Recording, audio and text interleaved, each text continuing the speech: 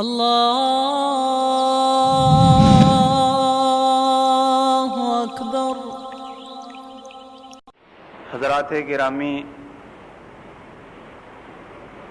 آپ سب جانتے ہیں کہ ہر انسان اس حقیقت کو جانتے ہوئے بھی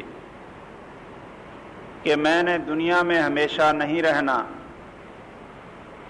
یہ ایک سفر ہے، عارضی سانس اور عارضی زندگی کے چند گنے ہوئے ایام ہیں۔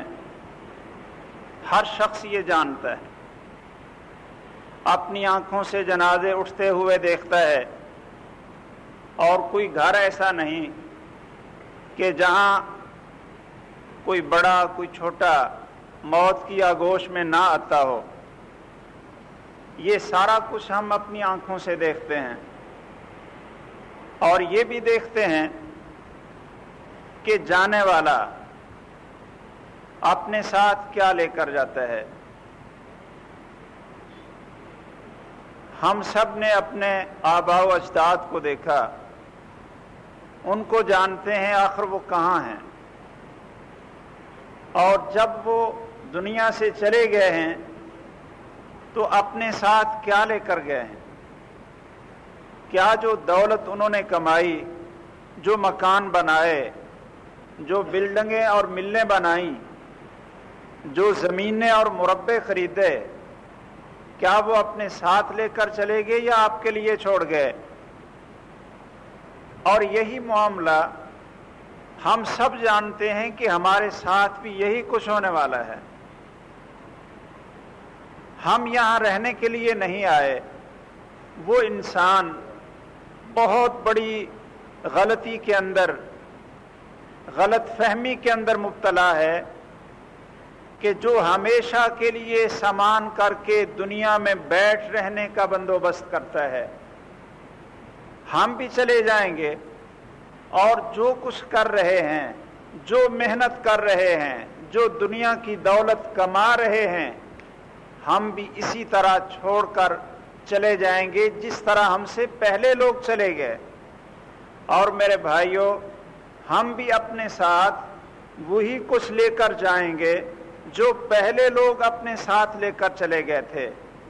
جو کچھ انہوں نے اللہ کے راستے میں خرچ کر لیا وہ اپنے ساتھ لے کر چلے گئے، اور جو انہوں نے نیک اعمال کیے، آخرت کو کما لیا، اللہ کو راضی کرنے کے لیے محنت کر لی، یہ بھی اپنے ساتھ لے کر چلے گئے۔ اور باقی وارث بھی، اولاد بھی، دنیا کی دولت بھی، وہ سارا کچھ یہاں چھوڑ گئے، اور ہم بھی سارا کچھ یہاں چھوڑ کر اللہ کے پاس چلے جائیں گے۔ آئیے سوچیں، اس حقیقت کو جانتے ہوئے بھی ہر شخص دنیا کے معاملے میں ایک دوسرے سے آگے بڑھنے کی کوشش کر رہا ہے۔ ہر شخص دوسرے کو دیکھتا ہے، اپنے حالات کو دیکھتا ہے، تو دنیا کا مال کمانے میں، دنیا کے لحاظ سے جس کو جانتا ہے یہاں چھوڑ کر چلے جانا ہے، ایک دوسرے کا مقابلہ ہے، بھاگ دوڑ ہے، آگے بڑھنے کی کوشش ہے، دوسرے سے زیادہ لینے کی کوشش ہے۔ اللہ ذوالجلال فرماتے ہیں الہاکم التکاثر حتی زرتم المقابر، کہ تمہیں کثرت کی حرص نے غافل کر کے رکھ دیا ہے۔ زیادہ کما لیں، زیادہ آگے بڑھیں، زیادہ سہولتیں لے لیں، زمانے کے ساتھ چلنے کی خواہش، حرص اور لالچ اور بڑا بننے کا شوق، اللہ ذوالجلال فرماتے ہیں الہاکم التکاثر۔ ایک دوسرے سے آگے بڑھنا اور کثرت سے دنیا کی دولت اور مال کو حاصل کرنے نے تمہیں غافل کر کے رکھ دیا ہے۔ حتی زرتم المقابر، تم اس غفلت میں رہو گے یہاں تک کہ تم قبروں کی زیارت کر لیتے ہو۔ حتی زرتم المقابر کلا سوف تعلمون ثم کلا سوف تعلمون۔ اللہ ذوالجلال فرماتے ہیں کہ تم بڑی جلدی اس حقیقت کو جان لو گے۔ کہ تم کیا کرتے رہے تھے۔ میرے بھائیوں، دنیا کے معاملہ میں ہم ایک دوسرے سے آگے بڑھنے کی کوشش کر رہے ہیں، لیکن افسوس ہے کہ جس چیز نے ہمیشہ ہمارے پاس رہنا ہے، جہاں ہمیشہ ہم نے اپنی زندگی گزارنی ہے، اس کو حاصل کرنے کے لیے ہم ایک دوسرے سے آگے بڑھنے کی کوشش نہیں کرتے۔ میرے بھائیوں، وہ نیک اعمال ہیں، وہ آخرت ہے جو قبر میں کام آنے والے، قیامت کے دن اللہ ذوالجلال کی عدالت میں کام آنے والے۔ اللہ تعالیٰ نے قرآن مجید کے اندر مومنوں کی بھی 3 قسمیں بیان کی ہیں۔ مومنوں کی 3 قسمیں اللہ ذوالجلال نے قرآن مجید کے اندر بیان کی ہیں۔ سب سے اعلیٰ قسم، سب سے اونچے درجے والے کون ہیں؟ السابقون السابقون، جو آگے بڑھنے والے ہیں، سب سے پہلا نمبر لینے والے ہیں۔ اللہ تعالیٰ کا بھی یہی حکم ہے، سابقوا الی مغفرۃ من ربکم وجنہ۔ لوگوں، اللہ کی بخشش لینے کے لیے، اللہ کی جنت لینے کے لیے ایک دوسرے سے آگے بڑھو، مقابلہ کرو، آخرت کو کمانے کی حرص اور لالچ پیدا کرو۔ سابقوا، سارعوا، سارعوا الی مغفرۃ من ربکم وجنہ، ایک دوسرے سے جلدی کرو۔ دنیا کی دولت اللہ ذوالجلال نے ہر شخص کے لیے جو اس کے لیے لکھا ہے اللہ تعالیٰ اس کو دے گا۔ دنیا کی دولت کمانے کے لیے کہیں آپ کو قرآن مجید میں یہ نہیں ملے گا کہ ایک دوسرے سے آگے بڑھو۔ ہاں، حلال ذریعے سے کوشش کر لو، حلال کماؤ، حلال کھاؤ، اور اس کے لیے شریعت کی حدود میں کوشش کر لو، لیکن ایک دوسرے سے آگے بڑھو نہیں۔ بلکہ رسول اکرم صلی اللہ علیہ وسلم نے اس دکھ کا ایک علاج بتایا ہے۔ یہ ایک اصل میں بیماری ہوتی ہے انسان کے اندر، یہ ایک نفسیاتی بیماری ہوتی ہے اور پھر وہ حقیقت بن جاتی ہے۔ نفسیاتی بیماری کیا ہوتی ہے؟ یہ آدمی کو نہ چین لینے دیتی ہے اور نہ سکون لینے دیتی ہے۔ کیا کسی کی اچھی گاڑی دیکھ لی، آدمی کو دکھ لگ گیا کہ میرے پاس یہ گاڑی نہیں ہے، ایسی گاڑی جب تک میں نہ لوں تو میرے پاس ہے کیا؟ کسی کا بڑا اچھا مکان دیکھ لیا تو رات کی نیندیں اڑ گئیں کہ ہمارے پاس کیا ہے، 5 مرلے کا 10 مرلے کا مکان ہے چھوٹا سا، جب تک ایسا مکان میں حاصل نہ کر سکوں تو میرے پاس ہے کیا؟ یہ آدمی کے پاس ایک بیماری ہوتی ہے، کسی کی شکل و صورت دیکھ لی، کسی کی گاڑی دیکھ لی، کسی کی دولت دیکھ لی، کسی کی بڑی فیکٹری دیکھ لی، اس کے پیچھے دوڑ پڑے اور پھر رات دن اس کے لیے کھپا دیا۔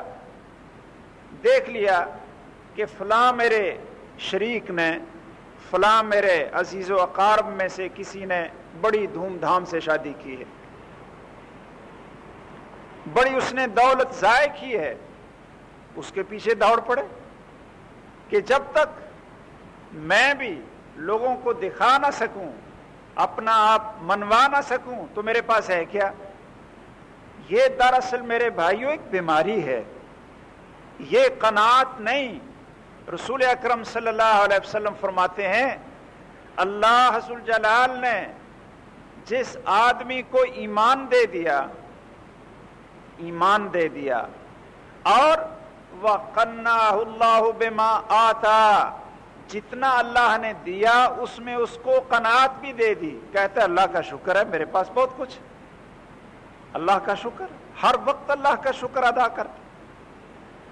اور بڑے بڑے مالدار لوگوں سے آپ پوچھیں کہ بھائی کیا حال ہے، کہتے ہیں جی کوئی حال ہی نہیں، بس یہ نہ آپ پوچھیں، یہ نہ آپ پوچھیں۔ یہ قناعت اللہ کا خاص انعام ہے. یہ اپنے بندوں کو اللہ ذوالجلال قناعت سے نوازتے ہیں اور شکر کی توفیق دیتے ہیں. آدمی کہتا ہے اللہ تیرا شکر ہے. آپ فرماتے ہیں جس کو اللہ نے ایمان دیا اور پھر اس کو قناعت دے دی، جتنا اللہ نے دیا تھا اس کے اوپر حمد و شکر اور قناعت دے دی، اللہ تعالی نے اس آدمی کو دنیا کے اندر ہی جنت کی بشارت دے دی. بہت بڑا اللہ کا انعام ہے. بھائیو، اس بیماری کو ختم کرنے کے لیے آپ نے ایک علاج بتایا ہے. آپ بھائی بھی وہ علاج یاد رکھیں. وہ علاج کیا ہے کہ آپ دنیا کے معاملہ میں، رسول اکرم صلی اللہ علیہ وسلم ہر معاملے میں بڑے حکیم تھے. یہ آج کل بڑے بڑے بورڈ لگے ہوتے ہیں نا، ماہر نفسیات، ان لوگوں کا کیا بنتا ہے، کتنی ڈگریاں ہوں، لیکن جس طرح پیدا کرنے والے نے وحی کے ذریعے لوگوں کی نفسیات کا علم محمد الرسول اللہ صلی اللہ علیہ وسلم کو دیا ہے، دنیا میں کسی کو نہیں ملا. پیدا کرنے والے نے نفسیات کا علاج اور نفسیات کا علم جو وحی کے ذریعے محمد الرسول اللہ صلی اللہ علیہ وسلم کو دیا ہے، کسی کو نہیں دیا. آئیے آپ کا ایک چھوٹا سا فرمان ہے اور دیکھیں کہ کتنا اچھا علاج ہے، کتنا اچھا علاج ہے. آپ نے فرمایا انظروا الی من هو اسفل منکم ولا تنظروا الی من هو فوقکم.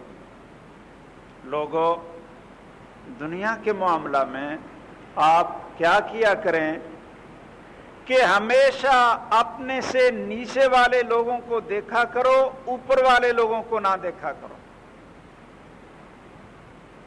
آدمی کے پاس اگر صحیح جسم ہے نا، اس کے پاس دولت نہ بھی ہو، چھوٹی سی ملازمت ہے، چھوٹا سا کاروبار ہے، جب وہ دیکھے گا کسی بڑے کو، اس کو بیماری لگ جائے گی، دکھ لگ جائے گا.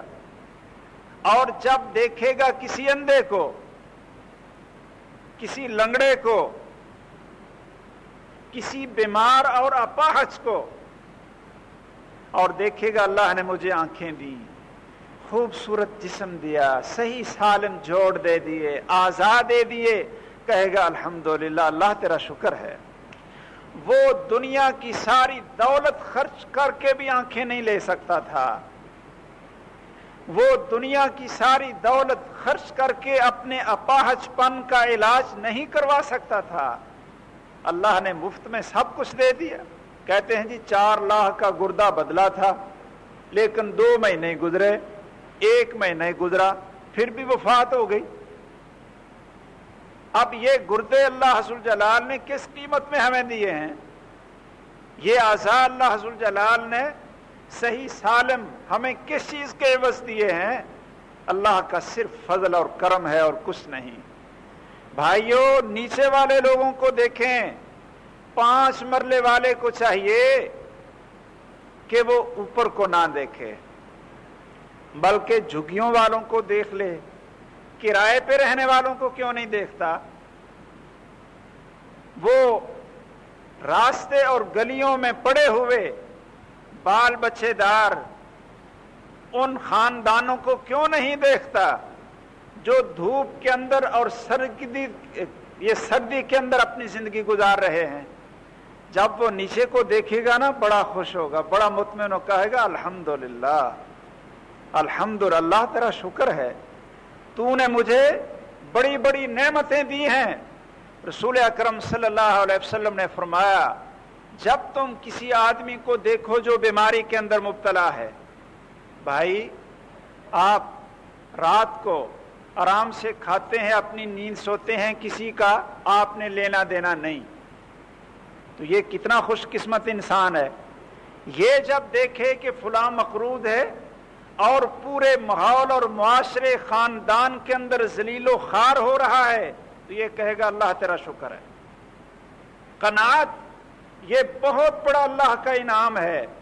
بھائیو، اپنا علاج کرو، نفسیات کا یہ علاج کرو جو محمد الرسول اللہ صلی اللہ علیہ وسلم نے بتایا کہ دنیا کے معاملے میں نیچے والے لوگوں کو دیکھا کرو، معذور اور مجبور لوگوں کو دیکھا کرو، اور دین کے معاملے میں اونچے لیول والوں کو دیکھا کرو، تاکہ دین کے معاملے میں آپ آگے بڑھیں اور دنیا کے معاملے میں آپ کے اندر قناعت آ جائے، اطمینان آ جائے۔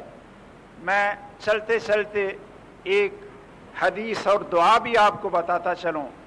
رسول اکرم صلی اللہ علیہ وسلم فرماتے ہیں من رآ مبتلا، کوئی شخص کسی مصیبت زدہ کو دیکھے، کوئی شخص کسی مصیبت زدہ کو دیکھ لے، آنکھیں نہیں ہیں، ہاتھ نہیں ہے، ٹانگیں نہیں ہیں، کسی بیماری کے اندر، موذی مرض کے اندر مبتلا ہو گیا ہے، یا وہ ایسے کسی قرض کے اندر، لین دین کے اندر وہ بیچارہ پھنس گیا ہے کہ اب وہ ذلیل و خوار ہو رہا ہے۔ کسی بھی مبتلا انسان کو کسی بیماری کے اندر، تکلیف کے اندر جو شخص دیکھے اور وہ یہ دعا پڑھ لے، دعا پڑھ لے، تو پھر اللہ ذوالجلال اس کو اس تکلیف میں مبتلا نہیں کریں گے، وہ بیماری اس کو نہیں آئے گی۔ یہ بڑی عظیم دعا ہے۔ کیا دعا ہے؟ الحمدللہ الذی عافانی مما ابتلاک بہ وفضلنی علی کثیر ممن خلق تفضیلا۔ اللہ کا شکر ہے، اللہ کی حمد و ثنا ہے، الحمدللہ الذی فضلنی، کہ اللہ کا شکر ہے، اللہ کی حمد و ثنا ہے جس نے مجھے بچایا اس بیماری سے جس میں اس کو مبتلا کیا، اور بہت سی مخلوق سے اللہ نے مجھے فضیلت دی ہے، اس میں اللہ کا شکر ادا کرے۔ تو بھائیو، آپ دنیا کے معاملے میں نیچے والے کو دیکھا کریں تو اللہ کا شکر ادا کریں گے، خوش رہیں گے، خوش رہیں گے۔ اور دین کے معاملہ میں اپنے سے اونچے والے کو دیکھا کریں۔ آپ یہ نہ دیکھیں، کہیں جی چلو میں اگر مجھ سے 5 نمازیں نہیں پڑھی جاتی 2 تو پڑھ ہی لیتا ہوں، اور دیکھیں کتنے مسلمان ہیں کو نماز نہیں پڑھتے۔ وہ ان مسلمانوں کو نہ دیکھے جو بے نماز ہیں، ان مسلمانوں کو نہ دیکھے جو نماز کے چور ہیں، 2 یا 3 نمازیں پڑھتے ہیں، ان مسلمانوں کو نہ دیکھے۔ ان مسلمانوں کو نہ دیکھے جو سودی کاروبار کرنے والے ہیں۔ افسوس ہے کہ شیطان بھی ایسا ہمارے سامنے اعمال کو مزین کرتا ہے کہ برائی کو بڑا خوبصورت بناتا ہے۔ ہمیشہ ہمارے سامنے پتہ کون لوگ آتے ہیں، کہتے ہیں دیکھو جی سارے لوگ کاروبار ہی ایسے کر رہے ہیں، سودی کاروبار ہے، ملاوٹ ہے، جھوٹ ہے، دغا ہے، دھوکہ ہے، فریب، سارے ایسے کر رہے ہیں۔ یعنی اس اللہ کے بندے کو نظر ہی وہ آتے ہیں جو برے کام کرتے ہیں۔ بھائیو، آپ اس سے بڑھ کر آگے دیکھیں، اعوذ باللہ من الشیطان الرجیم، اعوذ باللہ من الشیطان الرجیم۔ گدھے کی آواز سنیں تو اعوذ باللہ من الشیطان الرجیم پڑھیں، یہ رسول اکرم صلی اللہ علیہ وسلم کا حکم ہے۔ بھائیو، دین کے معاملہ میں آپ نیچے والوں کو نہ دیکھیں، آپ یہ نہ کہا کریں کہ فلاں کے پاس اتنی دولت ہے دیکھیں اور ابھی تک اس نے حج نہیں کیا، چلو میں بھی کر ہی لوں گا۔ حج کو لیٹ نہ کریں، عمرے کو لیٹ نہ کریں۔ اور کسی بھائی کو چاہیے کہ وہ ان مسلمانوں کو نہ دیکھے جو داڑھی مونڈنے والے ہیں۔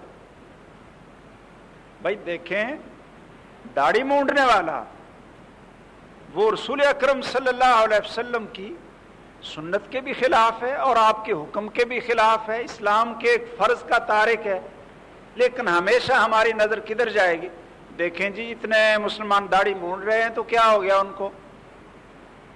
بھائیو، داڑھی مونڈنے والوں کو نہ دیکھیں، سود کھانے والوں کو نہ دیکھیں، رشوت لینے والوں کو آپ کیوں دیکھتے ہیں؟ آپ داڑھی والوں کو کیوں نہیں دیکھتے؟ آپ حلال روزی کمانے والوں کو کیوں نہیں دیکھتے؟ آپ 5 نمازوں کی پابندی کرنے والے کو کیوں نہیں دیکھتے؟ حج کرنے والے کو آپ دیکھیں، اللہ کے راستے میں صدقہ خیرات کرنے والوں کو دیکھیں، اللہ کے راستے میں جہاد و قتال کرنے والوں کو دیکھیں۔ ہمیشہ دین کے معاملے میں اوپر دیکھا کریں، بلکہ یہاں تک ہی نہیں بھائیو، اس سے بھی تھوڑا سا آگے بڑھیں۔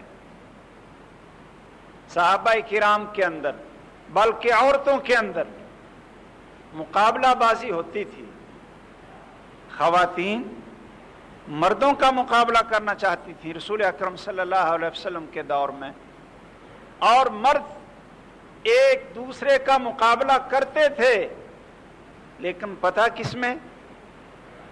اچھے کاموں میں، نیک کاموں میں۔ آپ نے کوئی عمل بتا دیا، ہر ایک کی یہ خواہش اور کوشش ہوتی کہ یہ کام میں کروں۔ غزوہ احد میں آپ نے اپنی تلوار کو صحابہ کے سامنے پیش کیا، جب دیکھا کہ صحابہ کرام شہید ہو رہے ہیں اور کافر آگے بڑھ رہے ہیں، صحابہ میں جوش پیدا کرنے کے لیے رسول اکرم صلی اللہ علیہ وسلم نے فرمایا، من یاخذ منی ھذا السیف ویقاتل، کون شخص ہے جو میری تلوار لے اور دشمنوں کی گردنیں اڑائے؟ کئی لوگ آگے بڑھے، آپ نے فرمایا ٹھہر جاؤ، من یؤدی حقہ، تلوار صرف لینی ہی نہیں ہے، تلوار کا حق بھی ادا کرنا ہے، تلوار کا حق بھی ادا کرنا ہے۔ وہ سارے پیچھے ہٹ گئے، سوچنے لگے کہ تلوار کا آپ کہہ رہے ہیں کہ حق بھی ادا کرنا ہے۔ ابو دجانہ رضی اللہ تعالیٰ عنہ آگے بڑھے، ابو دجانہ کہنے لگے میں اس کا حق ادا کروں۔ آپ نے تلوار دی، اور پھر یہ اللہ کا بندہ پوری قوت سے، پورے جوش اور جذبے سے لڑا، کافروں کی صفوں کی صفیں اور ان کی گردنیں اڑائیں۔ رسول اکرم صلی اللہ علیہ وسلم نے اعتراف کیا کہ آج ابو دجانہ نے میری اس تلوار کا حق ادا کیا ہے۔ صحابہ کرام کو یہ شوق تھا، غریبوں کو بھی شوق تھا، فقراء کو، لیکن یہ بیماری ہمارے والی نہیں تھی۔ ہمارے دور کے غرباء اور فقراء وہ تو دیکھتے ہیں اہل دولت کی طرف اور جل جاتے ہیں کہ یہ دولت ان کو کیوں ملی، یہ ہمارے پاس کیوں نہیں ہے۔ بھائیو، یہ اصل میں قناعت نہ ہونے کی علامت ہے۔ رسول اکرم صلی اللہ علیہ وسلم کے دور میں بھی جو مسلمان تھے، مومنین تھے، ان میں سے فقراء تھے، لیکن ان کی آرزو اور خواہش اور تھی۔ آئے رسول اکرم صلی اللہ علیہ وسلم کے پاس، کہنے لگے اے اللہ کے رسول صلی اللہ علیہ وسلم، بھئی نمازیں تو ہم پڑھ لیتے ہیں، یہ جو غنی ہیں یہ بھی پڑھتے ہیں، اس میں تو ہم ان کو آگے نہیں جانے دیتے، یہ بھی رمضان کے روزے رکھتے ہیں، ہم بھی رکھ لیتے ہیں، اس میں بھی ہم ان کو آگے نہیں جانے دیتے، حج کرتے ہیں، چلے جاتے ہیں، ہم بھی یہ کام کرتے ہیں، اس میں ہم آگے نہیں جانے دیتے، لیکن ایک کام ایسا ہے ان کا کہ ان کے پاس مال ہے، دولت ہے، یہ صدقہ کر کے جو اجر اور ثواب لے لیتے ہیں، ہمارے پاس دولت کو نہیں، اس لیے ہم اس اجر اور اس ثواب سے ہم محروم رہتے ہیں، ہم کیسے یہ ثواب لے سکتے ہیں؟ ان کا سوال یہ تھا۔ ہمارے دور کے فقراء تو آپ کو آ کر یہ کہیں گے نا، ہمیں آپ نا کوئی وظیفہ بتا دو، کوئی ایسی گیدڑ سنگھی ہمیں بتائیں کہ رات رات پڑھیں اور آسمانوں سے نوٹوں کی بارش شروع ہو جائے اور تکیے کے نیچے سے پیسے نکلیں، گھر میں داخل ہوں تو وہاں سونا ہی سونا پڑا ہو، ایسا کوئی ہمیں یا مغنی والا کوئی ہمیں وظیفہ بتائیں؟ اور لوگ بتاتے ہیں، پکڑی ہیں تسبیحیں لمبی لمبی اور یا مغنی لوگ کر۔ اس دولت کی ہرس نے ہمیں آخرت سے غافل کر دی۔ وہ بھی فقراء تھے، ان کے پاس پورا لباس بھی نہیں ہوتا تھا، مسجد میں نمازیں پڑھنے آتے تھے، پورا لباس بھی نہیں ہوتا تھا،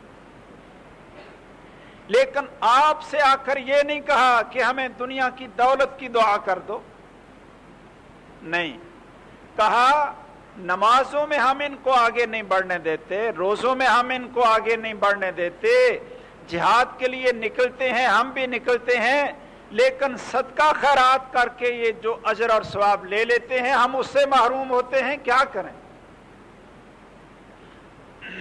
آپ نے ایک وظیفہ بتا دی، بھائیو یہ وظیفہ آپ بھی کیا کریں، یہ صرف فقراء کے لیے نہیں، اللہ کا فضل سب کے لیے ہے۔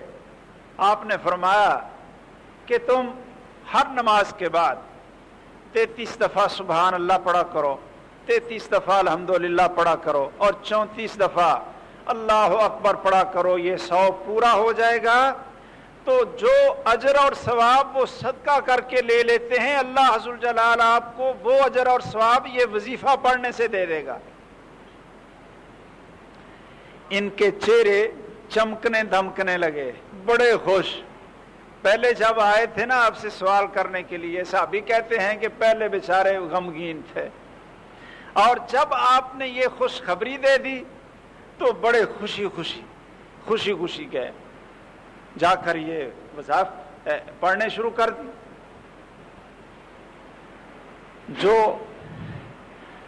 اغنیا تھے، مالدار لوگ تھے، ان کو بھی اس وظیفے کا پتہ چل گیا۔ جو آدمی کسی چیز کا حریص ہونا وہ اس کے پیچھے پڑا رہتا ہے، انہوں نے بھی پوچھ لیا لوگوں سے کہ بھائی کیا ان کے پاس وظیفہ آ گیا، بڑے خوش ہیں، پتہ چل گیا، انہوں نے بھی یہ وظیفہ پڑھنا شروع کر دی۔ وہ بیچارے فقراء مساکین پھر رسول اکرم صلی اللہ علیہ وسلم کے پاس آئے، کہنے لگے اللہ کے حبیب اب آپ ہمیں بتائیں کہ جو وظیفہ آپ نے ہمیں بتایا تھا یہ تو غنیوں کو بھی پتہ چل گیا، انہوں نے بھی پڑھنا شروع کر دیا، یہ ثواب وہ بھی لے رہے، ہم پھر پیچھے رہ گئے۔ آپ نے فرمایا کہ اب میں کیا کر سکتا ہوں، ذالک فضل اللہ یؤتیہ من یشاء، یہ اب اللہ کی مرضی ہے، کسی کو دولت دے دے کسی کو نہ دے، یہ تو اللہ کا فضل ہے، جس کو چاہتا ہے دے دیتا ہے، میں کیا کر سکتا ہوں۔ بھائیو اس دور کے لوگوں کی سوچ دیکھیں، وہ دنیا کے معاملے میں اوپر والوں کو نہیں دیکھتے تھے بلکہ دین کے معاملے میں اوپر والوں کو دیکھتے تھے۔ السابقون السابقون، ہمیں بھی چاہیے کہ ہم بھی دین کے معاملہ میں اوپر والے لوگوں کو دیکھا کریں، صرف 5 نمازیں پڑھنے والوں کو ہی نہ دیکھیں، صرف داڑھی رکھنے والوں کو ہی نہ دیکھیں، یہ تو فرض چیزیں ہیں، یہ تو ہماری ڈیوٹی اور ذمہ داری ہے۔ بھائیو ایک چیز ہوتی ہے فرض، جو آپ کی ذمہ داری ہے۔ اگر آپ کوئی ایک نوکر رکھتے ہیں نا، ایک آدمی کو آپ لے آتے ہیں کہ بھائی آپ کی ڈیوٹی 8 گھنٹے ایک مزدور کو لے آئیں، اس کی آپ ذمہ داری لگا دیں، اگر وہ 8 گھنٹے کام کرے آپ اس کو اس کی محنت دے دیں، اس نے اپنی ذمہ داری پوری کی ہے، اور آپ نے جو آپ کی ذمہ داری پیسے بنتے تھے مزدوری وہ اس کو دے دی۔ لیکن اگر کوئی 8 گھنٹے نہیں 9 گھنٹے کام کرے تو آپ کیا کہیں گے؟ کہیں گے یار بڑا اچھا آدمی ہے، بڑا یہ مخلص آدمی ہے، اس نے 8 گھنٹے ہی اپنی ذمہ داری پوری نہیں کی بلکہ آگے بڑھ گیا۔ آپ پھر کیا کریں گے؟ اس کو انعام دیں گے خوش ہو کر۔ بھائیو یہ فرائض تو ہماری ذمہ داری ہے، یہ تو ہماری ڈیوٹی ہے، 5 نمازیں، اس کے بغیر تو گزارا ہو ہی نہیں سکتا۔ داڑھی رکھنا یہ تو ہماری ڈیوٹی ہے، حکم ہے، فرض ہے، یہ تو اسلام نے اس کا آرڈر دے دیا ہے۔ زکات دے دینا، فرض زکات، یہ تو ہماری ذمہ داری ہے. ہم نے کیا کیا اللہ کو خوش کرنے کے لیے؟ یہ تو ہماری ذمہ داری ہے. فرض حج اور عمرہ کر لینا، یہ تو ہماری اللہ نے ڈیوٹی لگا دی، اس کو فرض قرار دیا ہے. یہ کوئی انعام لینے والا کام نہیں. انعام لینے والا کام کیا ہے؟ انعام لینے والا کام یہ ہے کہ صرف رمضان کے ہی روزے نہ رکھیں، وہ تو ہماری ذمہ داری ہے، بلکہ نفل روزے بھی رکھا کریں. نفل روزے رکھیں. صرف 5 نمازیں ہی نہ پڑھیں، بلکہ 5 نمازوں کے ساتھ نوافل نمازیں بھی پڑھا کریں. تہجد پڑھا کریں، اشراق پڑھا کریں، چاشت کی نماز پڑھا کریں. بھائیو،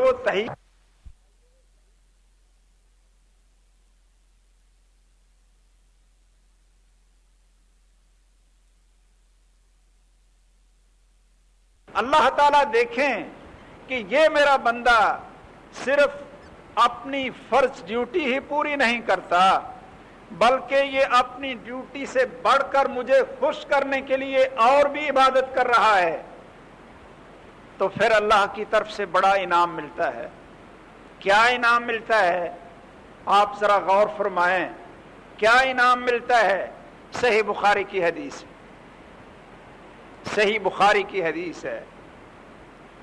آپ نے فرمایا وما زال عبدی وما یزال عبدی یتقرب الی بالنوافل حتی کنت سمعہ الذی یسمع به وبصرہ الذی یبصر به ویدہ التي یأخذ بها ورجلہ التي یمشی بها، کہ میرا بندہ میرا قرب تلاش کرتا ہے، میرے قریب ہوتا ہے. بندہ اللہ کے قریب زیادہ کیسے ہوتا ہے؟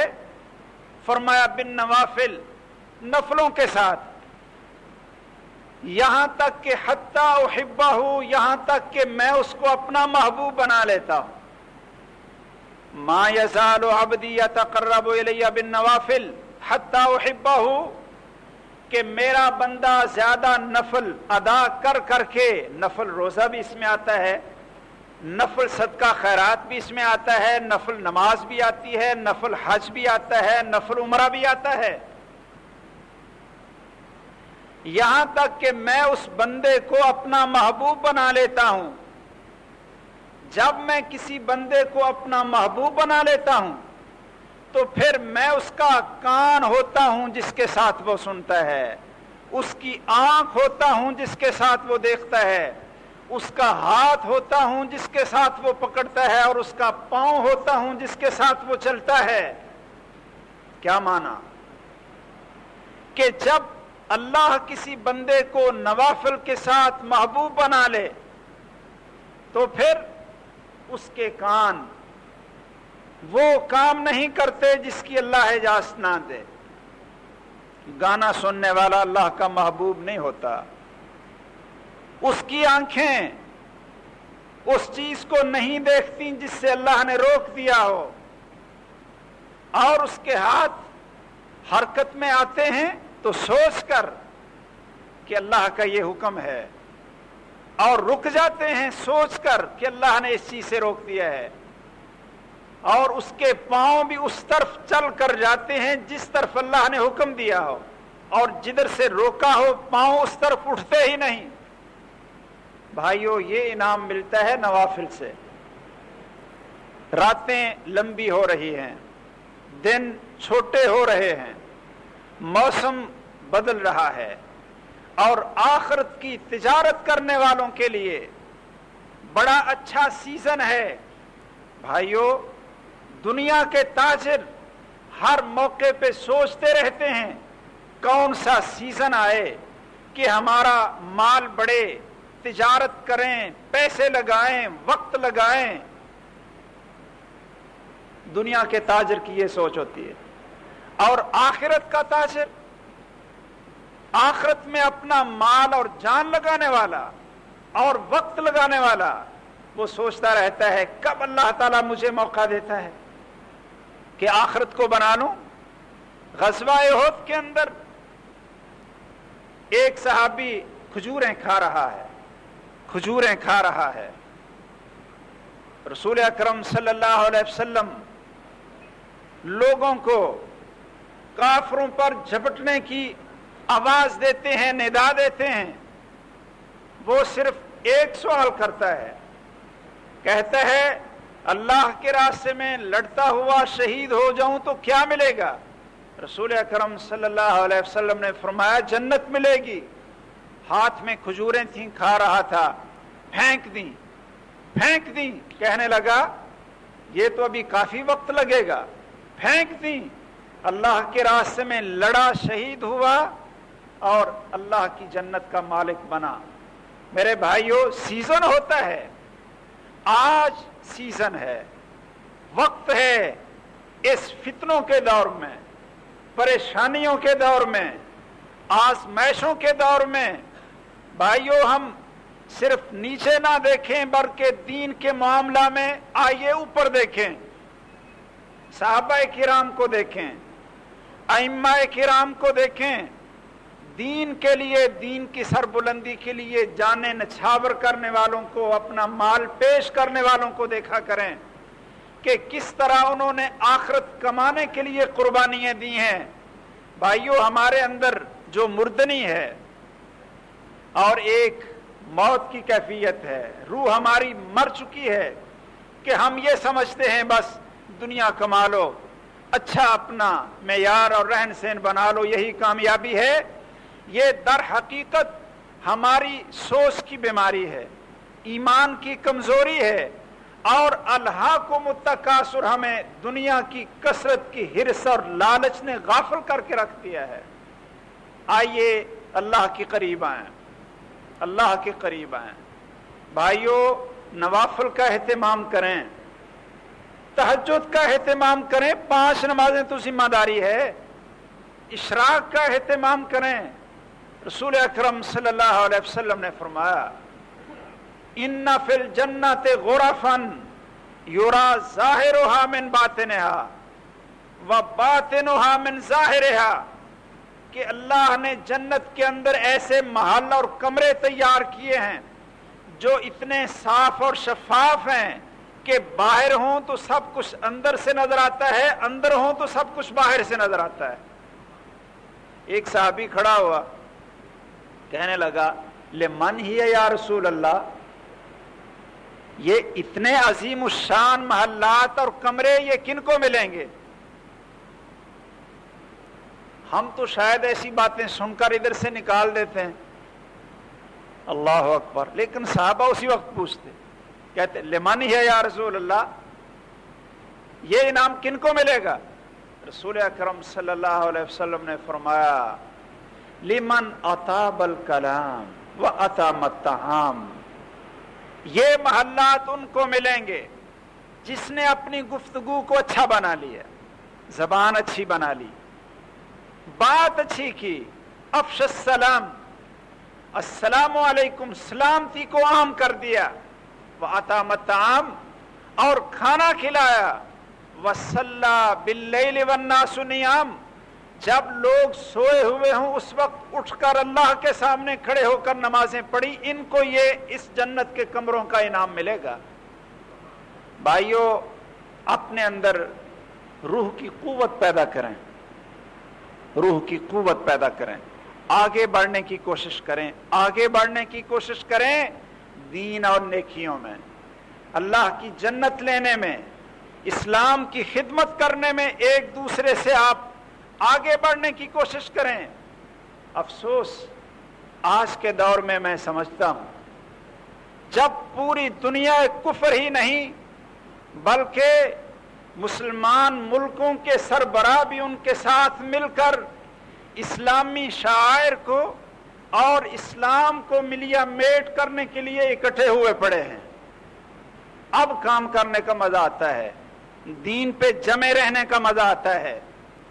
جب سارے لوگ اسلام کے خلاف ہوں، قرآن و سنت کے خلاف ہو جائیں، جہاد کے خلاف سر جوڑ کر بیٹھ جائیں، اور افسوس کہ عیسائیوں کے طریقے جب مسلمان حکمران اپنا لیں کہ شمع لے کر یہودیوں اور عیسائیوں کی لاشوں کا ماتم کرنے کے لیے کھڑے ہیں، تعظیماً کھڑے ہیں، کافروں کے ساتھ کھڑے ہیں، بلکہ دنیا کے اسلام اور مسلمانوں کے بدترین دشمنوں کے ساتھ شمع لے کر کھڑے ہیں، جی یہ تعظیم ہو رہی ہے ان یہودیوں اور عیسائیوں کی کہ جو ملبے کے تلے وہ خود یہودیوں کی سازشوں کی وجہ سے مر گئے تھے۔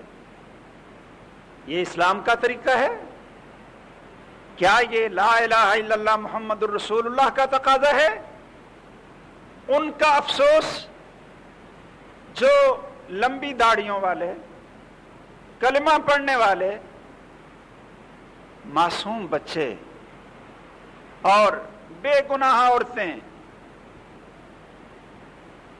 شادیوں کے موقع پہ مظلوموں کے اوپر بمباری ہوتی رہی، ہزاروں مسلمان بالکل مظلومانہ حالت میں ان کی روحیں تڑپ تڑپ کر ان کے جسموں سے پرواز کر گئیں۔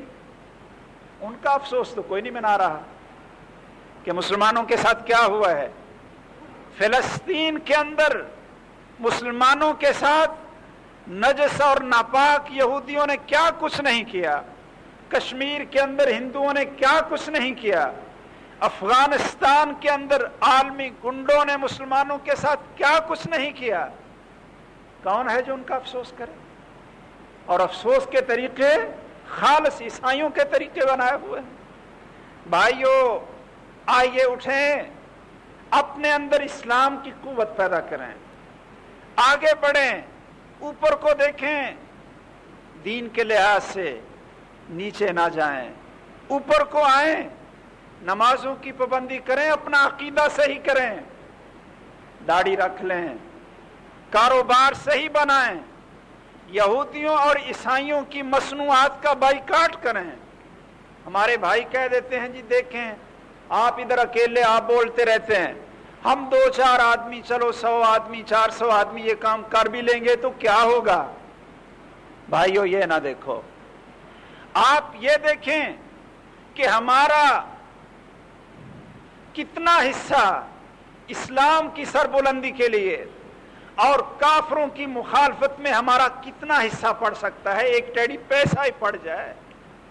دیکھیں ابراہیم کی آگ کو جس میں ان کو پھینکا گیا، حضرت ابراہیم علیہ السلام کو آگ میں پھینکنے کے لیے بڑے دن لکڑیاں اکٹھی کی گئیں اور آگ کو جلایا گیا۔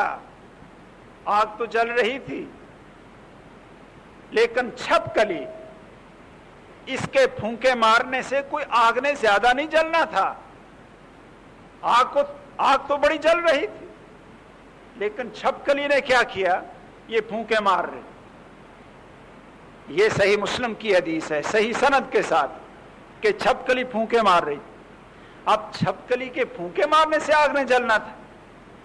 آگ تو دشمنوں نے جلائی تھی، لیکن اس بدبخت نے اپنا حصہ ڈال دیا، اپنا حصہ ڈال دیا۔ محمد الرسول اللہ صلی اللہ علیہ وسلم نے فرمایا کہ یہ اسی دن سے اس کو فویسقہ قرار دیا، یہ فاسقہ ہے اور یہ جہاں نظر آئے اس کو مار دو۔ بلکہ آپ نے فرمایا کہ جو شخص پہلی ضرب میں اس کو پہلی دفعہ مار دے اس کو اللہ ذوالجلال 100 نیکیاں عطا فرماتے ہیں۔ اس نے اپنا حصہ ڈال لیا تھا۔ فَمَن يَعْمَلْ مِثْقَالَ ذَرَّةٍ خَيْرًا يَرَهُ وَمَن يَعْمَلْ مِثْقَالَ ذَرَّةٍ شَرًّا يَرَهُ۔ چھوٹی سی بھی نیکی کر لو، اللہ ذوالجلال قیامت کے دن وہ بھی آپ کے سامنے رکھ دیں گے۔ چھوٹا سا بھی گناہ ہو وہ بھی قیامت کے دن ہمارے سامنے آ جائے گا۔ بھائیو مسلمان بنو، اسلام کے ساتھ وابستہ ہو جاؤ، اپنے عقیدے صحیح بناؤ، لوگوں کے اندر دین کی روشنی اور تڑپ پیدا کرو۔ یہ سب سے بڑا مقابلہ ہے کافروں کے ساتھ۔ اس وقت مقابلہ صرف لڑائی اور جنگ کا ہی نہیں، بلکہ اس روشنی کو آگے آپ پھیلائیں، لوگوں کو نمازی بنائیں، عقیدے والا بنائیں، توحید والا بنائیں، بدعات اور شرک سے لوگوں کو دور رکھنے کی دعوت دیں، لوگوں کو داڑھی رکھنے کی دعوت دیں۔ کتنی تکلیف ہوتی ہے کافروں کو داڑھیوں سے، بڑی تکلیف ہوتی ہے۔ اور آج وہ دور ہے کہ داڑھی والے کو دیکھیں کہتے ہیں جی یہ دیکھو یہ پتہ نہیں دہشت گرد ہے کون ہے۔ اللہ اکبر، کس طرح نظام بدلا، کس طرح پیمانے بدلے۔ لیکن ایسے دور میں کام کرنے کا مزہ آتا ہے جب سامنے پریشانیاں ہوں، سامنے زنجیریں لٹک رہی ہوں، اور سامنے ہر طرف مشکلات کا دور ہو۔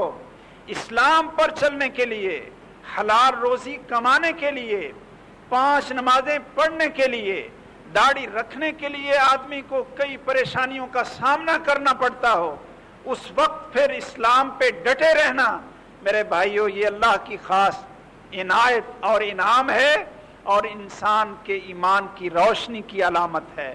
اللہ تعالیٰ مجھے بھی صحیح مسلمان بنائے، سب ہمارے کلمہ گو بھائیوں کو صحیح مسلمان بنائے، اور ہمیں آخرت کے معاملے میں اللہ تعالیٰ آگے بڑھنے کی توفیق دے۔ آمین وآخر دعوانا الحمدللہ۔